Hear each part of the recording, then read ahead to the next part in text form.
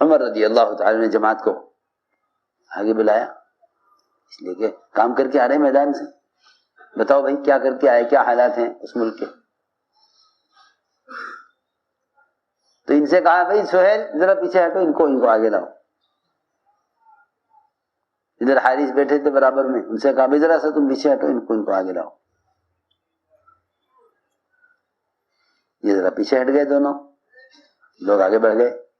سنو، تھوڑی دیر کے بعد ایک اور جماعت آ گئی. میں نے کہا بھائی صاحب آپ کون، کہاں سے، ذرا سا پیچھے ہٹیے گا، ذرا ہمیں بات کرنی ہے تمہارے سے.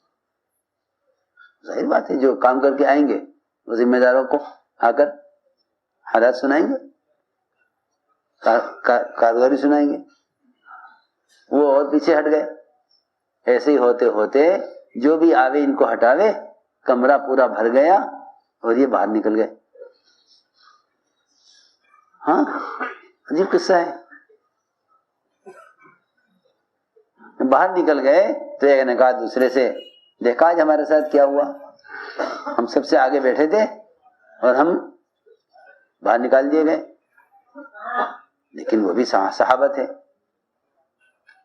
ایک نے جواب دیا دوسرے کو کہ دیکھو اس کا ذمہ دار پر کوئی الزام نہیں ہے، بلایا گیا تھا ہمیں بھی، تقاضے دیے گئے تھے ہمیں بھی، مگر ہم نے ان تقاضوں کو پورا نہیں کیا.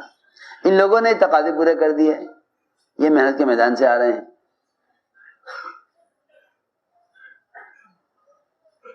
چنانچہ سب لوگ چلے گئے تو یہ دونوں حضرت عمر کے پاس آئے اور آ کر کہا مومنین آج ہمارے ساتھ کیا ہوا، ہم تو آپ کے پاس بیٹھے ہوئے تھے، آپ نے ہمیں پیچھے کیا، پھر اور لوگ آئے انہوں نے ہمیں پیچھے کیا، اور لوگ آئے انہوں نے ہمیں ہٹایا، ہم کمرے سے باہر نکل گئے، یہ آج ہمارے ساتھ کیا ہوا.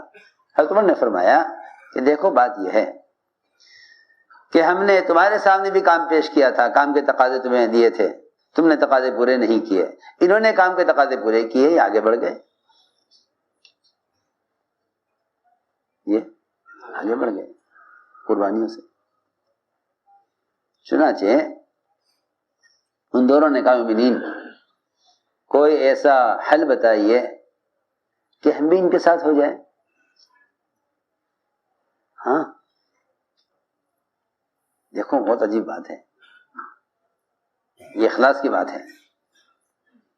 تو ایسا راستہ بتائیے کہ ہم بھی ان کے ساتھ ہو جائیں. حضرت عمر نے فرمایا کہ ان کے ساتھ تمہارا نہیں ہو سکتا، کیونکہ یہ کام میں سبقت لے گئے، آگے بڑھ گئے. ان کے ساتھ تم دنیا میں ان کے برابر نہیں ہو سکتے. اور مجھے کو راستہ بتائیے.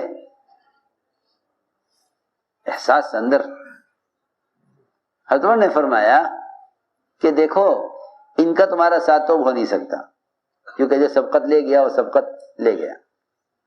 ہاں یہ ہو سکتا ہے کہ تم دونوں یہاں سے اسی وقت فلاں فلاں ملک میں چلے جاؤ اور وہاں دین کی دعوت، دین کی محنت، دین کی تعلیم دیتے رہو یہاں تک کہ تمہارا اس ملک میں انتقال ہو جائے اور تم پلٹ کر مدینہ کبھی واپس نہ آؤ. تو ہو سکتا ہے کہ قیامت میں تمہارا حشر ان کے ساتھ ہو جائے. سنو تمہارا نے یہ فرمایا کہ دنیا میں تمہارے ان کے ساتھ تو ہو نہیں سکتا. ہاں یہ ہو سکتا ہے کہ تم اسی وقت فلاں فلاں ملک میں چلے جاؤ، وہاں دین کا کام کرتے رہو اور وہیں تمہاری وفات ہو جائے، تو مجھے امید ہے کہ ان کا حشر قیامت میں تمہارے ساتھ ہو جائے گا. یہ تمہارے نے جواب دیا. چنانچہ روایت میں ہے وہ دونوں کے دونوں اسی وقت مدینے سے نکل گئے اور محنت کرتے رہے محنت. ان الگ الگ ملک میں جا کے ان کی وفات ہوئی.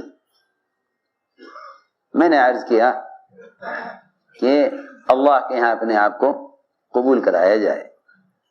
اس قبولیت کا تعلق صفات قبولیت سے، اور اس کا تعلق ہر قدم پر اطاعت سے ہے، کیونکہ اللہ رب العزت جس سے کام لینا چاہتے ہیں اس کو آزمائش سے گزارتے ہیں،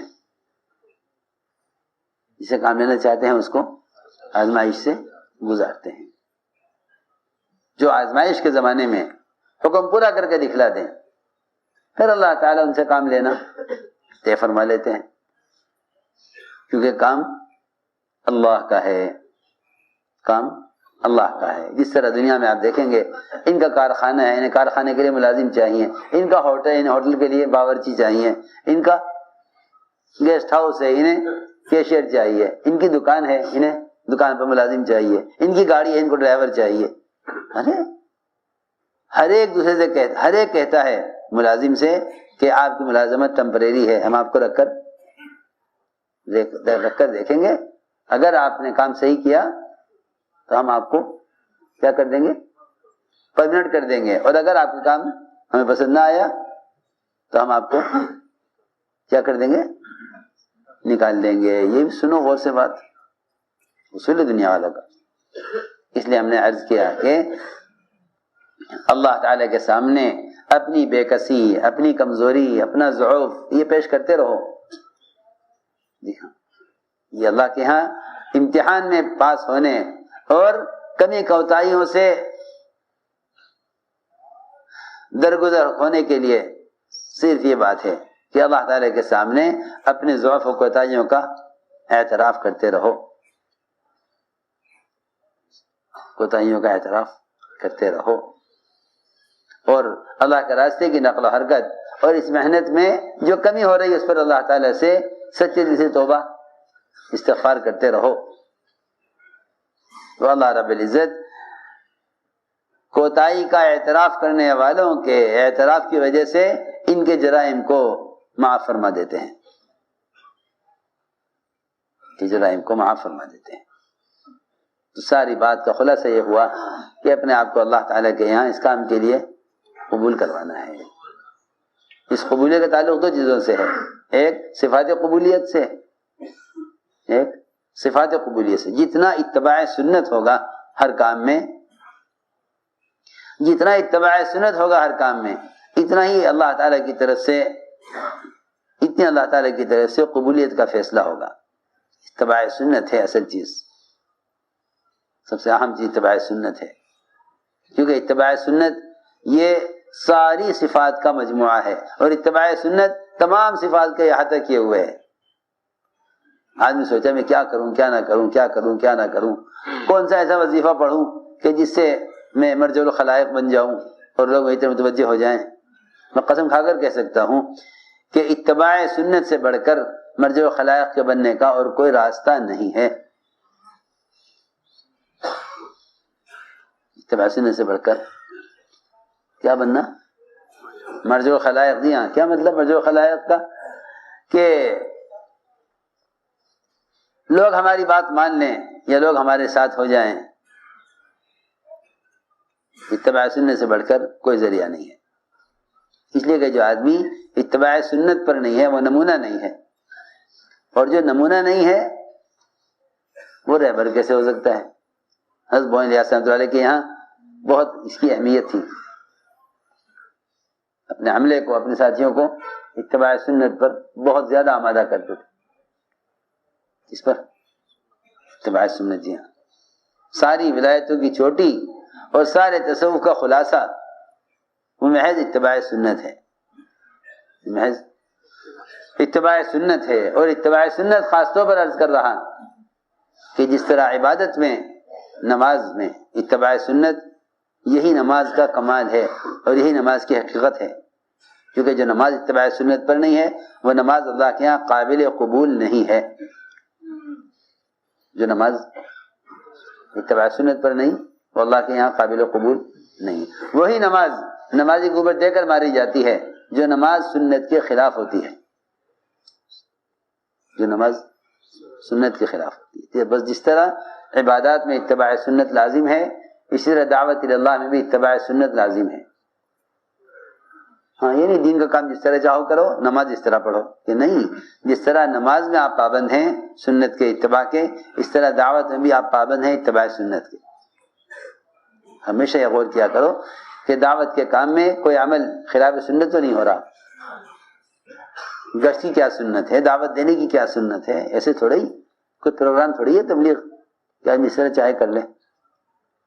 جس طرح ایک مسلمان نماز میں، کھانا کھانے میں، استنجا کرنے میں سنت کے طریقے کا پابند ہے، اس کے بغیر اس کی عبادت اللہ کے یہاں قابل قبول نہیں، ایسے ہی دعوت اللہ میں بھی سنت کا پابند ہے، اس کے بغیر نہ کام اللہ کے یہاں قابل قبول ہے، نہ ایسے کام پر اللہ کی طرف سے کوئی ہدایت کا وعدہ ہے۔ سوچنا چاہیے کہ جب حضور اکرم صلی اللہ علیہ وسلم کی عادت کی لائن کی سنتیں ہیں، عادت کی لائن کی، استنجا کیسے کریں، کھانا کیسے کھائیں، کیسے بیٹھیں کھانا کھانے میں، کس ہاتھ سے کھائیں، کس طرح کھائیں، کیا کھائیں، جی ہاں سب سنتیں ہیں۔ تو یہ کیسے ممکن ہے کہ جس کام کے لیے نبی کو بھیجا نہیں گیا، کھانا پینا بشری حاجتیں جو نبی کی بعثت کا اصل مقصد نہیں ہے، جب اس میں اتباع سنت اتنا لازم اور اہم ہے، جیسے میں نے عرض کیا ابھی کہ جو دائیں ہاتھ سے کھانے سے عذر کر کے بائیں ہاتھ سے کھا رہا ہو، اس کا دائیں ہاتھ ہمیشہ کے لیے شل ہو جاوے ایک کھانے کی سنت کے انکار کرنے کی وجہ سے، تو پھر اس سے اندازہ کرو کہ جس کام کے لیے آپ کو بھیجا گیا ہے دعوت اللہ، اس میں سنت کا اتباع کتنا لازم ضروری ہوگا۔ وہ سنت یہ ہے کہ خود جا کر دعوت دو، وہ سنت یہ ہے کہ خود جا کر دعوت دو۔ یہ آج کل کے آلات اور ذرائع کے راستے سے دین کو پھیلانا، نہ اس پہ کوئی اجر ہے، نہ اس میں کوئی اثر ہے، نہ اس پر ہدایت کا کوئی وعدہ ہے۔ سمجھ میں آ رہی بات؟